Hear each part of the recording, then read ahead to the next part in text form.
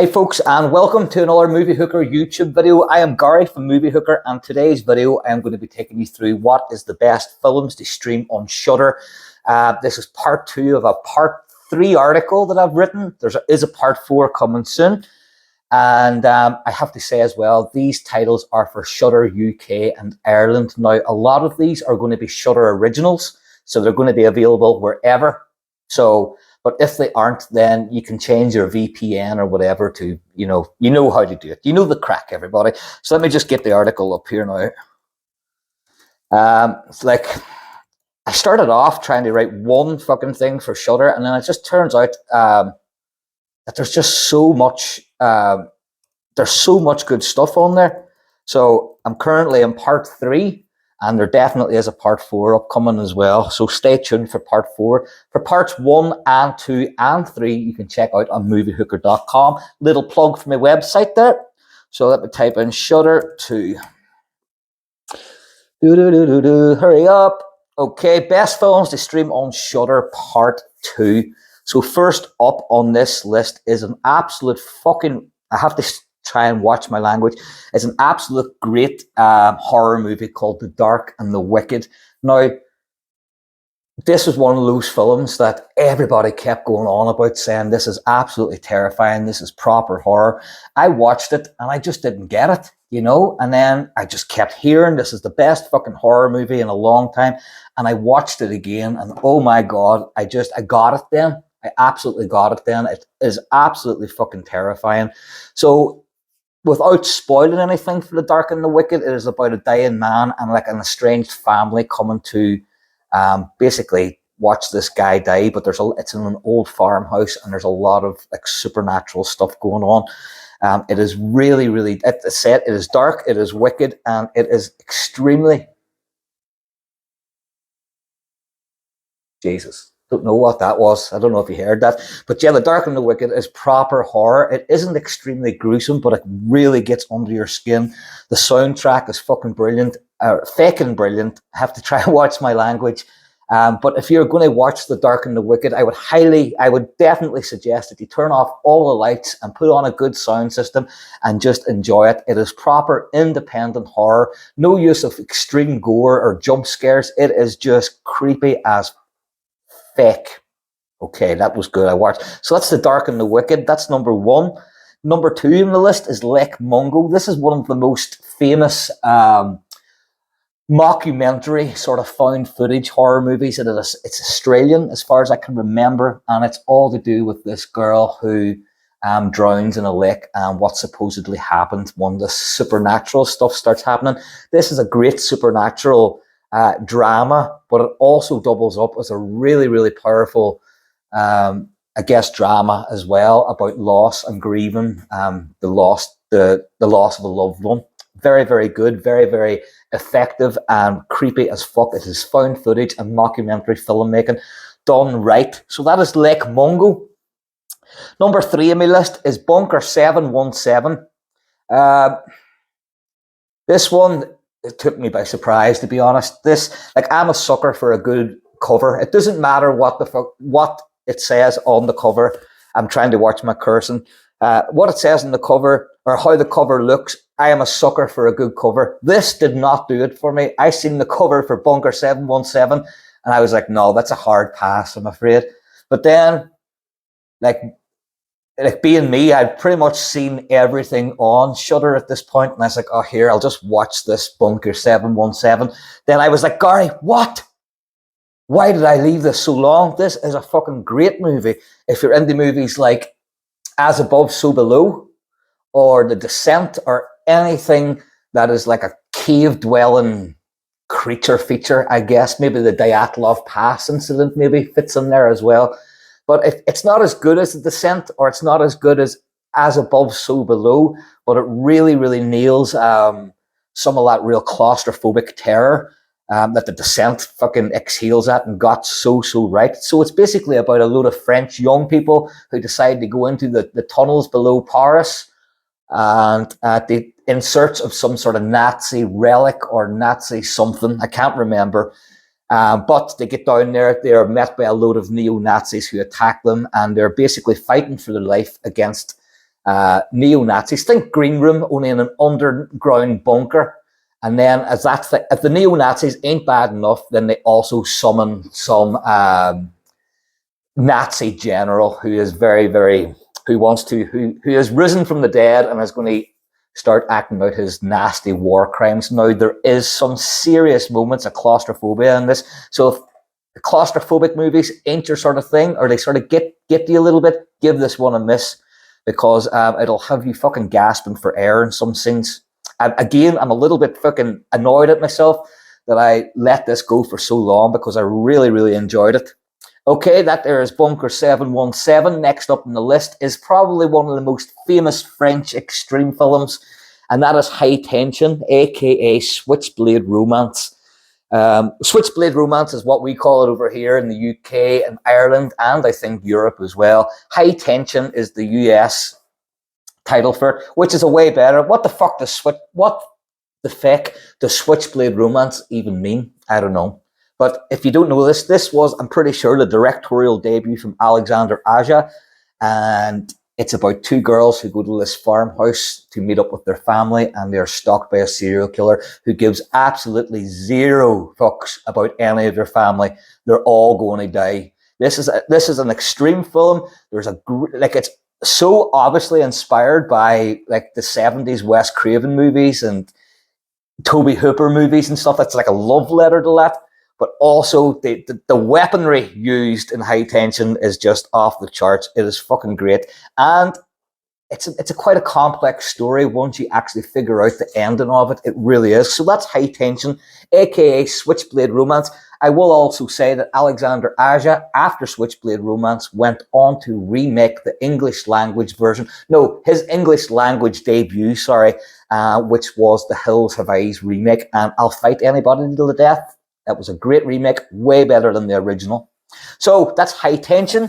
Next up is Frontiers, another phenomenal movie and another part of the French extreme movement. Frontiers is by Xavier Gens, and I've actually been writing about him yesterday and talking about him yesterday as well. Frontiers is about a load of young adults who are fleeing all these riots in Paris. Before they cross the border, they have to stop in this sort of like rundown motel, hotel, B&B. But you know the crack with these things. This fucking B&B ain't run by normal folk. It's run by like a family of cannibalistic neo-Nazis. I did watch this less than a year ago, and man, it still holds up, and it is gnarly as fuck. And yes, Alexander Aja not Alexander Aja. Sorry, that was the guy before it. Xavier Gens also has a new movie out now, very much like The Raid. It's called Mayhem, or the other title is Farang. It is very like The Raid. I'm very, very interested in seeing how he's going to do it, because he can master horror very, very well.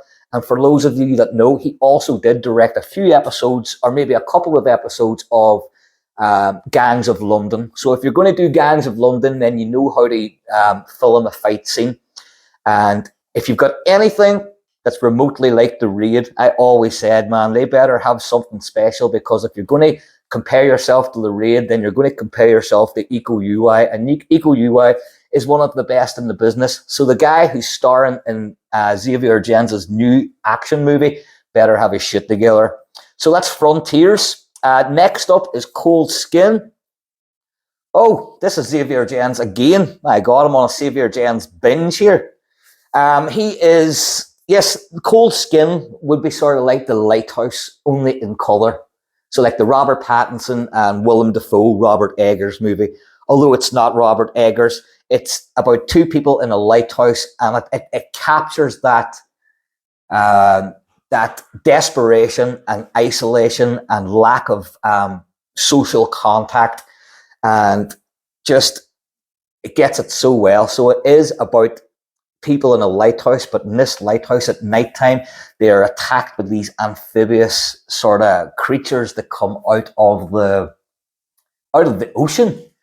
And listen, they go a little bit far. It's quite a disturbing story, Cold Skin. It's really, really good. And they do go a little bit far. If you've ever seen the movie Splice with Adrian Brody, then you'll know what I'm on about. So that's Cold Skin. Next up is The Bay. This is another found footage film, and this got a lot of mixed reviews. And I love found footage. There is a lot of crap out there, but once you get it right, it is very effective. And I thought The Bay got it perfect. It's about an island that is shut down for this ecological virus that is unleashed. And pretty much that's it. It is fucking hell on earth, The Bay. Next up is Deadstream. Deadstream also got a lot of hate. And listen, I'm watching Deadstream and I'm going, okay, this is so obviously inspired by Evil Dead, right? But this is what I love. I have to go off subject here a little bit. You can be inspired by and still make your own movie. That was Deadstream to me. Deadstream was so obviously inspired by Evil Dead, you know, and it just made it its own movie. You look at John Wick 3 and how they ripped off the villainous, the motorbike scene. That's ripping something off. That's taking something and fucking making a carbon copy of it and releasing it. But this one is just inspired by, you know, it's got the sort of same goofy humor as Evil Dead. And the special effects and the demons are absolutely great as well. It follows a streamer who lost a lot of his fans. I can't remember why he lost his fans. Hey, guys. And he decides to stay in a haunted house and film everything. But obviously, there's actual demons in this house. It's a lot of fun. So, yeah, that's Deadstream. As I said, you can be inspired by or you can rip something off. This is just inspiration, and it's a great horror film. Very, very light-hearted, but just enjoyable. A lot of laughs, you know. So next up is Revenge. This is a French movie. Very, very good French movie. It's about this girl who gets brought back to this sort of beautiful luxury location, promised. I can't remember what she's promised. I haven't seen this in years. But anyway, she gets attacked and she gets sexually assaulted. And she gets left for dead. Then she gets put in a car and she gets driven by these people who have abused her and beat her up and beat her to an absolute pulp. Then they grab her and throw her off a cliff. And then she impales on a tree. And for whatever reason, it just wasn't her time, I guess. She is able to get herself, unimpale herself from a tree. And when I first seen this, I was just like, guys, like, you know, there's no way she's going to survive that. But then I was thinking, well, if she didn't survive it, she was just going to die, then it wouldn't be much of a movie, would it? So Revenge is, she picks herself, gets herself out of that tree, and she just goes after the people that tried to kill her. It's a nasty, nasty little revenge movie. Next up, and the last on this list, is Cold Hell. This is a German serial killer movie. Another one that I avoided because I didn't like the cover, and I need to fucking stop that. I said fake there. I need to fucking stop that. Cold Hell is about this woman who's just had enough of everything. Her life is shitting on her. She's also like an MMA fighter and a taxi driver. And one night she sees this serial killer killing someone, and they hook eye contact. And that's what it's about. It's like a game of cat and mouse through Berlin. But the serial killer has no idea how much of an absolute ass kicker she is. So it was very, very surprising. So guys, that is it. That is part 2. Just let me reiterate everything that I said there. The Dark and the Wicked is a supernatural horror. Very, very effective. Should be watched with the lights out and sound up. Lake Mungo mightn't be for everybody, but it is a great mockumentary found footage, supernatural horror. Bunker 717. Cave-dwelling creature sort of feature, people in confined spaces, and a lot of neo-Nazis. That was very, very good as well. High Tension, Alexander Aja's directorial debut, is a serial killer movie that gives absolutely zero facts about who they kill in it.